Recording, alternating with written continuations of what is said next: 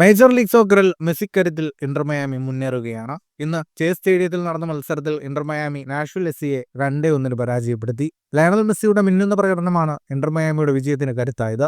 Messi മത്സരത്തിൽ 2 ഗോളുകൾ നേടി. MLS ചരിത്രത്തിൽ തുടർച്ചയായ 5 മത്സരങ്ങളിൽ ഓരോ മത്സരത്തിലും 2 അതിലധികമോ ഗോളുകൾ നേടുന്ന ആദ്യ താരമെന്ന റെക്കോർഡ് മെസ്സി സ്വന്തമാക്കി. നാഷ്വില്ലിന്റെ 15 മത്സരങ്ങളുടെ അപരാജിത കുതിപ്പിനാണ് ഈ മത്സരത്തോടെ വിരാമമായത്. സാം സറഡ്ജിന്റെ നേതൃത്വത്തിൽ നാഷ്വിൽ ശക്തമായ പ്രകടനം പുറത്തെടുത്തെങ്കിലും മെസ്സിയുടെ മികവിന് മുന്നിൽ അവർക്ക് കീഴടങ്ങേണ്ടി വന്നു. മത്സരത്തിന്റെ 17-ാം മിനിറ്റിൽ ഒരു അതിശയകരമായ ഫ്രീ കിക്കിലൂടെ മെസ്സി ഇന്റർ മയാമിയെ മുന്നിലെത്തിച്ചു. 49-ാം മിനിറ്റിൽ ഹാനി മുക്താർ ഒരു ഹെഡറിലൂടെ സ്കോർ 1-1 സമനില പാലിച്ചു. 62-ാം മിനിറ്റിൽ നാഷ്വിൽ ഗോൾ കീപ്പർ ജോ വിൽസിന്റെ പിഴവ് മുതലെടുത്ത് മെസ്സി തന്റെ 2ാം ഗോൾ നേടി ഇന്റർ മയാമിയെ വിജയത്തിലേക്ക് നയിച്ചു.